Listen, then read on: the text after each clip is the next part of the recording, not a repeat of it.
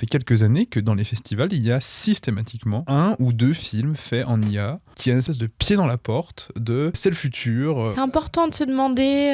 Il faut se poser des questions. Et ce qu'il faut savoir, c'est que les festivals, l'une de leurs grandes tâches, c'est de faire advenir les cinéastes de demain. C'est-à-dire qu'une sélection au festival, ce n'est pas rien, c'est désigner que cette personne-là, on aimerait que ce film soit vu et que ces autres films existent. Parce qu'il y a énormément d'artistes qui n'ont pas accès à ces festivals-là et donc leurs productions sont beaucoup plus difficiles à mettre en place. Et donc, on est aussi en train, petit à petit, de faire entrer dans le marché du cinéma des artistes qui utilisent l'IA, qui n'ont pas de problème à le faire. Et ça en fait 1, 2, 3, 4, 5, des dizaines de festivals en festival, de gens qui vont avoir accès à des financements pour faire des films en IA. Et aussi, ça donne aussi des feux verts à des financements. Regardez, si vous faites des films en IA, vous pouvez être sélectionner. Donc, vous pouvez les financer, nous, on les prendra derrière.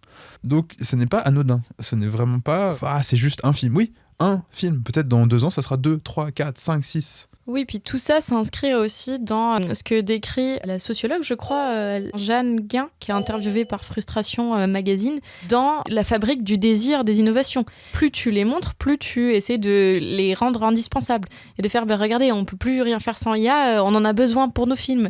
Alors qu'en fait, on vivait très bien sans l'IA générative et on faisait des très bons films, on fait toujours des très bons films sans ça. Et ça contribue à essayer de les rendre indispensables dans nos modes de fonctionnement artistique.